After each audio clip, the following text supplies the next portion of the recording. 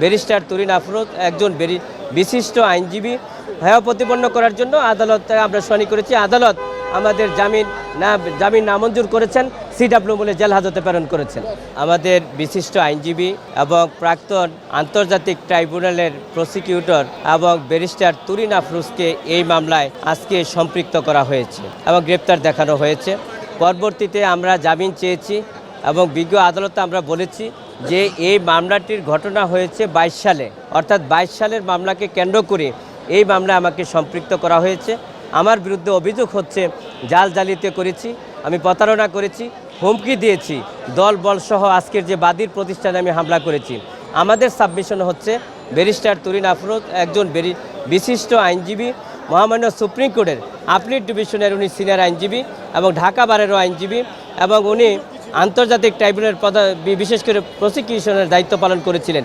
সেই কারণেই ওনাকে উদ্দেশ্য প্রণোদিতভাবে ভিত্তিহীনভাবে একটা মিথ্যা মামলায়, প্রতারণা মামলায় এবং জালিয়াতি মামলায় এবং হত্যা প্রচেষ্টা মামলায় ওনাকে আজকে সম্পৃক্ত করা হয়েছে, সুনির্দেশ দেখানো হয়েছে।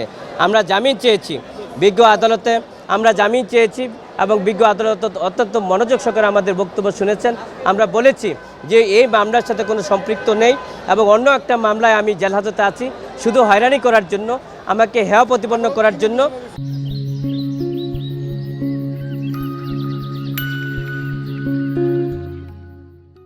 হেয় প্রতিপন্ন করার জন্য আদালতে আমরা শুনানি করেছি। আদালত আমাদের জামিন নামঞ্জুর করেছেন, সিডব্লিউ বলে জেল হাজতে প্রেরণ করেছেন।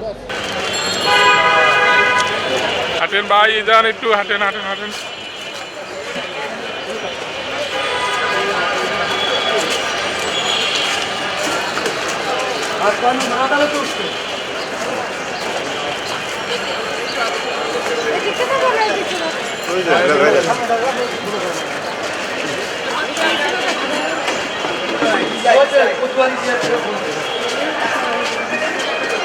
নম্বরের